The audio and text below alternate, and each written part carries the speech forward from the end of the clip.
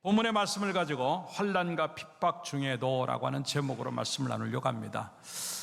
정말 환난과 핍박 중에도 성도는 신앙 지켰네, 이 찬송가의 그러나 가사의 한 부분이기도 하지만도 오늘 예루살렘 교회, 초대교회, 처음 교회에 있었던 일에 대한 이야기지요. 아직 슬픔도 채 가시지 않은 2절의 말씀에 보니까 뭐라고 말합니까? 크게 울더라 라고 합니다. 스데반 때문에 너무 슬픈 거예요. 내 성도가 앞장서 주의를 하던 저분이, 그리고 저렇게 훌륭한 분이 돌에 맞아 죽는다? 너무 큰 슬픔이었어요. 엉엉 울 정도로 그 슬픔, 그게 채 가시기도 전에 3절에 가서 뭐라고 말을 하고 있냐면, 사울이 교회를 잔멸할세, 그리고 각 집에 들어가서 남녀를 끌어다가 옥에 넘긴다. 한마디로 말해서 교회를 없애려고 하는 것이고, 그 일로 인해서 견딜 수가 없어가지고 성도들이, 사도들을 빼놓고는 전부 다 흩어지기 시작합니다. 그래도 놀라운 건 뭐냐면, 흩어져서 그네들이 그냥 있는 것이 아니라 복음을 증거하게 되고, 그 복음 때문에 모든 사람들이 오히려 위로가 되고, 그 성회까지 기쁨의 소식이 증거되어지는 그런 결과를 가져오는 것이 오늘 본문의 이야기입니다.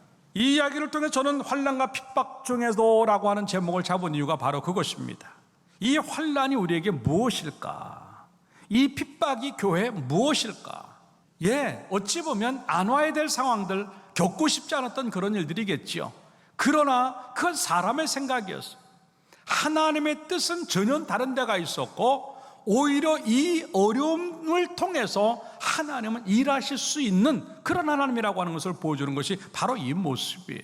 결국 이제 이러한 환난과 핍박 중에도 그들에게는 더 좋은 것들이 남겨졌는데, 그게 뭘까 하는 것들을 생각해 보면서 함께 이 은혜를 나누고자 하는 거예요. 실제 따라서 합시다. 교회를 교회되게 하신다. 아까도 얘기했지만 1절에 보면 예루살렘 교회에 큰 박해가 있어라고 하는 표현을 하면서 그것이 시작되어집니다. 여기서 큰 박해라고 하는 것은요, 큰이라고 하는 것은 메가예요. 메가. 이거는 100만 배라고 하는 겁니다. 그동안 겪었던 슬픔과 고난, 어려움들이 일이었다면, 지금 이렇게 교회를 흔드는 이런 상황은요, 거의 지진이 날 정도의 상황인 100만 배 충격이에요. 이 정도의 충격이 그들에게 밀려 들어오니까 교인들이 거기에 남아 있을 수가 없는 거예요. 그냥 다 죽는 거고 잡혀가는 거니까 그냥 누가 뭐라 그러지 않아도 알아서 흩어지는 그런 모습이 오늘 우리에게 보여주고 있다고 하는 것입니다. 그런데 이게 다 하나님의 의도였다고 하는 것이죠. 왜? 우리가 지금까지 살펴봤던 모든 일들을 보면은요, 다 하나님의 일하심이 뭔가 하는 것들을 보여주는데, 특별히 이 사건은 사도행전의 흐름, 그리고 하나님의 의도가 어떠해야 하는가를 보여주는 그런 시작인데, 그게 바로 사도행전 1장 8절의 이야기예요. 이렇게 말합니다. 1장 8절에 오직 성령이 너에게 임하시면 너희가 권능을 받고 예루살렘과 온 유대와 사마리아와 땅끝까지 이르러 내 증인이 되어야 한다. 그런데 지금까지 이 초대교회는요, 나갈 생각을 안 하는 거예요.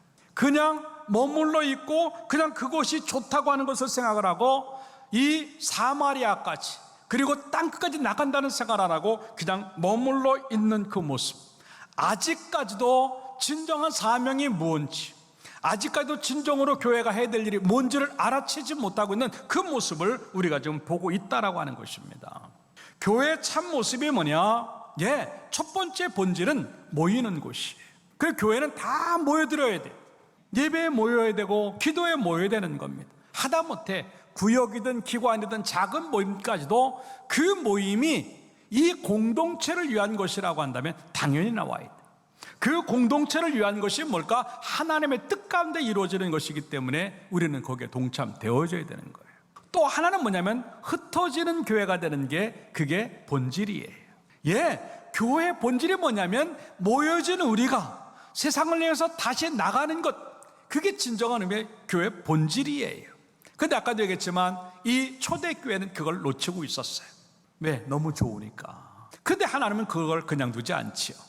교회는 사명으로 움직여야 되는데 그게 아니고 교회가 사람으로 움직이니까, 이게 문제가 되니까 하나님은 강제적으로 그들을 흩으셔가지고 교회 사명을 감당하도록 사람들을 향해서 나가도록 만드는 사건이 오늘 본문의 이야기예요. 근데 사람들은 본능적으로 편한 걸 좋아해요. 하나님은 그때 우리들에게 고난을 주세요. 그 고난의 이유가 뭐냐면 사명 깨달으라고, 목적을 가지라고, 해야 될 일을 보라고, 땅 끝까지 이르러 내 증인이 되라고 하는 것들 다시 한번 생각해보면, 이게 교회 사명이 이때 다시 한번 불이 붙는 것이고 그 사명으로 가는 모습들이 거기서 만들어진다고 하는 겁니다. 개인적으로도 마찬가지예요. 고난이 오면요, 다른 것 생각하면 안 돼요. 우리로 하여금 사명으로 돌아가라고, 믿음으로 돌아가고 하나님 앞으로 나아가라고 주시는 또 하나의 기회인 줄로 믿습니다. 그럼 다시 한번 하나님의 음성에 귀를 기울이셔서 고난 중에서 주께서 원하시는 것이 뭘까를 생각하고 사명으로 돌아가는 교회, 사명으로 돌아가는 성도가 되어서 고난보다 더 큰 은혜와 고난보다 더 큰 복이 우리 가운데 경험되어지기를 주님의 이름으로 축원합니다. 그래서 시편 13편 3절엔 그런 얘기를 해요. 여호와여 내 하나님이여 나를 생각하사 응답하시고 나의 눈을 밝히소서. 따라서 두렵건대 내가 사망의 잠을 잘까 하오며. 편하니까 죽는 거예요. 편하니까. 교회가 너무 편하면 안 돼요. 믿음이 너무 편하면 안 돼요. 십자가의 길은 처음부터 고난의 길이고 가시밭길이에요. 자기를 쳐서 복종시키면서 하나님이 원하시는 삶들을 살려고 몸부림치는 것, 그게 바로 신앙의 모습이에요. 때로는 예배 시간이 힘들죠. 때로는 기도하는 시간이 어렵죠. 때로는 헌금 드리는 게 쉽지 않죠. 때로는 사역하는 것들이 만만하지 않습니다. 그럼에도 불구하고 나를 쳐서 하나님이 원하시는 대로 가려고 하는 것, 그게 진정한 의미의 사명이요, 진정한 의미의 교회됨이라고 하는 것을 보여주는 그런 이야기지요. 마태복음 11장 1절에도 그래서 뭐라고 얘기를 하고 있냐면, 예수께서 12제자에게 명하시기를 마치시고 이에 그들의 여러 동네에서 가르치 따라답시다. 전도하시려고 거기를 떠나가시니라. 예수님도 머물지 아니하고 전도하시려고 계속 이동하고 움직이는데 나는 무엇일까 하는 거죠. 흩어지는 교회, 움직이는 교회, 일하는 교회, 세상의 빛과 소금이 되는 교회, 세상 속으로 들어가는 교회, 이 교회가 본질 붙잡고 가는 교회인 줄로 믿고 그런 모습들을 놓치지 않기를 주님의 이름으로 축원합니다. 교회가 언제 힘이 있는 줄 알아요? 교회가 언제 커지는 줄 알아요? 바깥으로 움직일 때 힘이 생겨요. 안에서 있으면 힘이 안 생겨요. 교회라고 하는 것이 그래요. 우리끼리 여기에 머물면 요만해지는 거예요. 근데 이 지역으로 나가고 민족으로 나가고 열방으로 가면 그만큼 큰 교회예요. 능력의 교회가 될 줄로 믿습니다. 우리 교회는 어디까지 갈 것인가 하는 거, 어디까지. 여러분들은 어디까지 가는 믿음의 사람이 될 것인가 하는 거. 하나님이 보내시는 데까지 가서 가장 힘있고 능력있고 가장 커지는 그러한 성도가 되고 교회가 되는 것, 이게 하나님이 원하시는 일이고, 그걸 순종하지 않으니까 하나님이 의도적으로 우리를 흩으셔서 그곳에 간다고 하는 것인데, 나는 이 평안할 때 말 듣고 나갈 것인가, 아니면 고난이 와야 그때 나갈 것인가, 이게 지혜의 차이예요. 지금 편안하다 할지라도 고난이 언제든지 올 수 있다고 생각을 하고 나에게 주어진 것, 그리고 이 교회에 주어진 본질을 향해서 사명 감당하기 위해서 달려나가고 움직이고 이동하고 일하고 흩어지는 그 교회를 만드는 것이 우리의 모습이 되어져서, 이 흩어지면 흩어질수록, 이동하고 움직이면 움직일수록 점점 더 능력이 생기고 커지는 축복의 모습들이 만들어지기를 주님의 이름으로 축원합니다. 내게 있는 그 능력이 최대한 발휘되도록, 가장 좋은 것들이 나올 수 있도록 하나님이 우리에게 주어진 그것들을 최대한 발휘할 수 있도록 계속적으로 우리를 채찍질하는 줄로 믿고, 약간의 고난이 오거나 힘들었던 상황들이 들어올 때 하나님 앞으로 사명으로 나간다고 한다면 여러분들이 가지고 있는 그 능력을 최대한 사용할 수 있는 줄로 믿고, 움직이는 성도, 움직이는 교회, 흩어지는 성도, 흩어지는 교회 모습들을 만들어내므로 말미암아 가장 좋은 것들, 박해를 통해서라도, 환난과 핍박 중에서도 가장 좋은 것들이 남겨지기를 주님의 이름으로 축원합니다. 두 번째 따라갑시다. 성도를 성도되게 하신다. 고난이 믿음의 영웅을 만드는 거예요. 오늘 본문의 말씀에 보니까 빌립이라고 하는 사람이 훅 등장하고 있어요. 이 빌립이라고 하는 사람도 아까도 얘기했지만 초대교회 첫 번째 임직자였던 일곱 집사님 중에 한 분이었어요. 어찌 보면 스데반이 목숨을 잃는 것을 보면서 많이 위축됐을 것이, 아우 나도 복음 전하다가 죽겠는데, 나도 복음 전하다가 옥에 갇힐 수 있겠는데, 나도 전도하다가 문제가 생길 수 있겠는데, 그럼에도 불구하고 하나님이 가라고 하니까 이 빌립은 망설이지 않아요. 왜? 이미 빌립은 성령으로 살아가는 사람이었어요. 성령이 그 가운데 충만하니까 이 핍박이 있느냐 없느냐, 무슨 어려움이 있느냐 없느냐, 죽느냐 사느냐, 이건 아무 문제 되지 아니하고 하나님이 나에게 무슨 말씀을 하시는가, 그게 제일 중요했어요. 그러니까 이 빌립은 자기가 하나님에게 임직자로서 일하는 사람, 일꾼으로서 부르심을 받은 것이 무엇 때문인 줄 안 거예요. 이미 내가 하나님에게 부름을 받을 때 내 인생은 없어지고 나는 하나님밖에 없다고 하는 걸 아는 거예요. 그러니까 자기의 형편, 자기의 상황들, 자기의 어떤 불안함들, 감정 이런 걸 다 내려놓고 그대로 순종할 수밖에 없는 그런 상황을 지금 우리들에게 보여주고 있다고 하는 겁니다. 여기서 성경에 보니까 이제 흩어졌다라고 하는 얘기를 해요. 흩어졌다. 그리고 4절에 가서 보니까 그 흩어진 사람들이라고. 흩어졌다고 하는 말은 씨를 뿌린다라고 하는 뜻입니다. 복음의 씨앗을 가지고 씨를 뿌려가면서 어렵고 힘들지만도 30배, 60배, 100배를 기대하면서 복음을 위해서 수고하는 그 모습이 바로 이 모습이라고 하는 것이지요. 아까도 얘기했지만 이 필립이 그런 사람이었어요. 그래서 사도행전 8장 26절에 가서 보니까 그런 얘기를 합니다. 주의 사자가 필립에게 말하 이르되 일어나서 남쪽으로 향하여 예루살렘에서 가사로 내려가는 길까지 가라 하니 그 길은 광야라. 지금 이제 예루살렘에서 굉장히 어려움을 당하니까 유다 땅으로 넘어가는데, 유다에서 어려움을 당하니까 사마리아까지 갔어요. 근데 사마리아에서 어떠한 일이 벌어집니까? 이 빌립이 전도를 하기 시작하는데 난리가 납니다. 막 은혜가 넘치고요, 중풍병자가 일어나고 귀신 들린 자가 막 쫓겨나가고요. 하나님의 역사가 이런 거예요. 그리고 막 마술하던 사람들, 시몬이라고 하는 마술하는 사람이 막 무릎을 꿇고요, 난리가 납니다. 이 정도가 되면요, 어쩌면 사마리아에서 이 빌립이라고 하는 사람은 이미 유명 인사가 되는 거고, 이 사마리아 땅에 거주하면요 아주 편한 삶들을 살 수 있는 그런 것이 보장되어지는 그런 상황이에요. 근데 하나님은 그냥 안 두신단 말입니다. 너 광야로 가라. 하나님 지금 여기까지 내려왔는데 이게 얼마나 큰 일인데 지금 광야로 또 가야 됩니까? 절대 그러지 않아요. 네 하고 가요. 그런데 광야로 내려가서 보니까 에티오피아의 그 여왕 간다게라고 하는 여왕이 있는데, 그 간다게 내시, 국고를 다 맡은 내시가 이제 성경을 읽고 있는 거예요. 그럴 때 빌립이 성경을 풀어주고 그를 예수 믿게 하고, 그 일로 인해서 이 내시가 이제 본국으로 돌아가서 에티오피아가 복음화되는 그런 역사를 경험하게 되죠. 결국 이 하나님의 뜻에 순종한 이 빌립의 모습을 통해서 아프리카라고 하는 그 지역에 복음이 열리는 데 쓰임받는 복음의 통로가 된 줄로 믿습니다. 얼마나 멋있는 일이에요. 고난이라고 하는 게 들어오니까 여기에 안주하라고 하는 것이 아니구나, 내가 뭔가 하나님을 위해서 할 일이 있는 거구나 생각을 하고, 그 부르심을 생각하고 그 세우심을 생각하니까 그대로 움직일 수밖에 없는 그런 모습이 거기에 있다고 하는 것이. 그런데 하나님은 거기서 멈추지 않으시고 빌립을 갖다가 가이사라라고 하는 땅으로 이동을 시킵니다. 그 땅은 아주 우상 숭배가 많은 땅이고 예수 믿는 사람이 한 명도 없을 정도로 아주 열악한 그런 이방 도시예요. 그럼에도 불구하고 하나님이 그곳으로 보내서 그 땅에 복음을 증거하게 합니다. 그리고 그 땅에서 나중에 오는 이 바울과 그 일행들을 자기 집에 머물게 하고 접대하는 멋있는 또 사역을 감당하게 해요.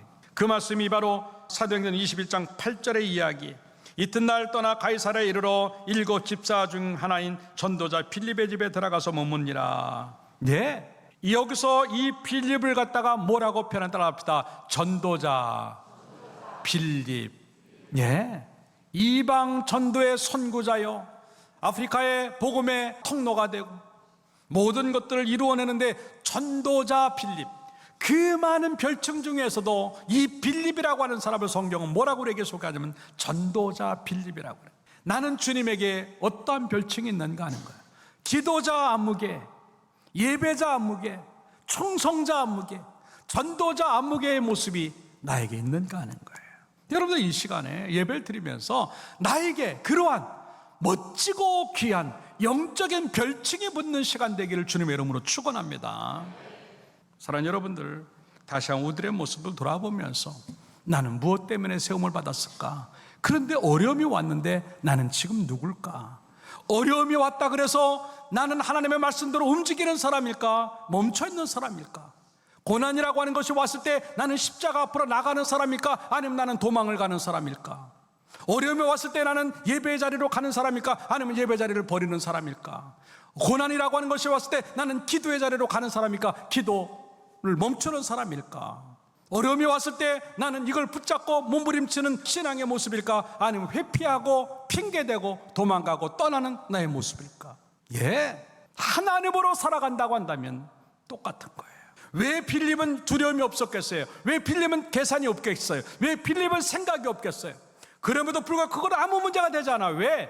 하나님이 그렇게 하시니까. 그게 믿음의 전부예요. 하나님이 전부인 그 모습이 바로 그거라고 하는 겁니다. 우리는 근데 그 하나님이 없잖아요. 내가 전부인 것이 얼마나 많아요. 다시 한번 나 자신들을 돌아보면서 하나님이 원하는 대로 할 수 있는 그 모습을 만들어줬어. 어려움이 오든 상관없이 멋지게 또 하나의 믿음의 영웅이 빌립과 같은 인물이 우리 교회에서도 나오기를 주님의 이름으로 축원합니다. 마지막 세 번째 따라서 합시다. 복음을 복음되게 하신다. 오늘 8절의 말씀에 보니까 그 성에 큰 기쁨이 있더라. 그 성에 큰 기쁨이 있더라. 그 성이라고 하는 사마리아 성이에요. 지금 이 사람들로 인해서 스데반 사건이나 이런 일로 인해서 옥에 가서 잡히고 막 문제가 되는데 예수를 믿는 사람들이 들어가고 복음이 들어가니까 기쁘다? 말도 안 되는 상황이죠. 사실 복음이라고 하는 말은 기쁜 소식이라고 하는 뜻이에요. 그 기쁜 소식을 가지고 들어가니까 이 성의 전체를 기쁘게 만들었다. 그게 복음의 역사고 능력이에요. 과연 나는 내가 들어가는 곳에 기쁨을 줄 수 있는가 하는 거예요. 그게 어디서부터 시작되냐면 내 속에 복음이 있어야 돼. 나는 말씀 때문에 기뻐한 적이 있는가 하는 거예요. 복음이 들어왔을 때 내가 기뻐한 적이 있는가 하는 거예요. 복음이 들어왔을 때 설레고 벅차고 행복했던 순간들이 몇 번이나 있었는가 하는 거예요. 이게 없으니까 나도 못 기쁜데 누굴 기쁘게 할 수 있어요. 이 사람들이 이 사마리아 성으로 들어갔을 때 무슨 돈을 들고 들어간 거 아니었어. 무슨 금은보화를 가지고 간 거 아니었어. 무슨 재미난 걸 가지고 들어가는 것 아니었어. 무슨 먹을 걸 갖고 들어가고 입을 걸 갖고 들어가는 게 아니었어. 그냥 복음, 말씀 하나만 갖고 들어갔는데 그 성이 기쁨이 생기더라. 이것이 말씀의 능력인 줄로 믿습니다. 여러분, 그게 하나님의 말씀이에요. 사도행전 이제 5장 41절에도 보니까요, 이 사도들이 매를 맞고 막 이렇게 능력을 받고 나오는데도 기뻐하면서 공회를 떠난다. 그 이유가 뭐예요? 매 맞은 게 중요한 거 아니에요. 내 속에 말씀이 담겨져 있으니까 어떠한 일이 있어도 그냥 기쁜 거예요. 나는 그런 거 하는 거죠. 매 조금 맞고 자존심 상한 일 생기고 누가 건들기만 하면 기쁨 싹 잃어버리고 화내고 짜증내고 불평하고 원망하고 공격하려고 그러고 질투하고 이게 안 되는 거잖아요. 왜? 어렵기 때문에 그런 게 아니라 내 속에 말씀이 없는 것이고, 말씀이 없는 것이 아니라 말씀이 기쁨이 안 되기 때문에 그런 거예요. 고난이 와도 말씀이 담겨져 있으면요 기쁨이 생길 수밖에 없는 거예요. 왜? 말씀은 그런 거니까. 여러분들, 나는 과연 이 말씀으로 인해서 기뻐할 수 있는가 하는 거예요. 엘드림 성도들은 말씀만 들리면 그냥 행복해지고 모든 불안이 없어지고 걱정이 사라지는 평안함이 주어지는 그 말씀이 되기를 주님의 이름으로 축원합니다. 그 말씀 가지고 가니까 내가 집으로 돌아가든 이웃에 가든 직장에 가든 학교를 가든 어딜 가든 상관하지 않냐고 내가 들어가는 곳마다 기쁨이 만들어지기를 주님의 이름으로 축원합니다. 나는 기쁨을 만드는 사람일까? 기분을 나쁘게 만드는 사람일까? 나는 사람을 행복하게 만드는 사람일까? 걱정을 끼치는 사람일까? 잘 생각해야 돼요. 하나님의 말씀은 그런 것이, 메가톤급의 슬픔이 있었고 메가톤급의 박해가 있었는데 지금 여기서 큰 기쁨이라고 하는 것도 메가톤급의 기쁨이 들어간다고 하는 겁니다. 이거는 모든 걸 초월한다고 하는 얘기입니다. 가난이 와도, 매맞음이 와도, 걱정이 오고 실패가 오고 내 마음대로 안 되는 것들이 와도 나는 내 기쁨이 그대로 있다고 하는 메가톤급의 기쁨이 있다고 하는 것인데, 우리 엘드림 성도들이 다른 건 몰라도 말씀 하나만 부여잡아도 기쁨이 생기기를 주님의 이름으로 축원합니다. 이게 말씀에 살아있음이에요. 이게 있으면 얼마나 행복하겠어요. 근데 그게 없으니까 조금만 어려우면 못 살겠다고, 죽겠다고, 힘들다고 그렇게 말하는 수밖에. 다시 한번 우리의 믿음들을 돌아보면서 하나님, 다른 건 몰라도 말씀 들어오면 내가 기뻐지게 하옵소서. 그리고 이 말씀 가지고 어디든지 가면 그곳을 기쁘게 만들게 하옵소서. 이런 모습 가지고 더 복되기를 주님의 이름으로 축원합니다. 결론적으로 말씀을 드립니다. 핍박의 사건, 환난과 핍박 중에서 무엇이 남겨졌는가?